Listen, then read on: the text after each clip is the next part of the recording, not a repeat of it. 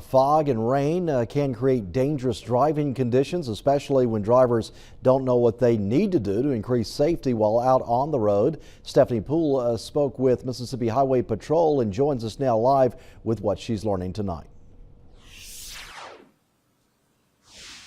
Yeah, that's right, Hugh. We are here at the DZ Dean Rest Stop Center here in Stone County. And earlier I was speaking with Trooper Kyle Robertson, and he was telling me that when those heavy raindrops are coming down, make sure that you reduce your speed down to 50 miles per hour or lower, depending on the mix of that rainfall that is coming down. Go ahead and take out your screen now.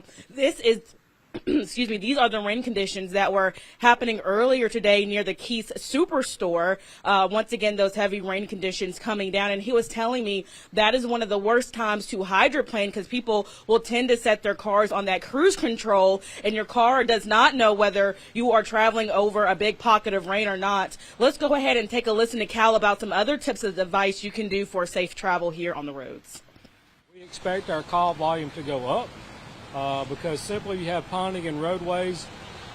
Some drivers may not be attentive to that, so we want drivers to slow down because you just don't know what's ahead of you in the roadway, if there's a tree down, if there's ponding in the roadway, if there's another crash.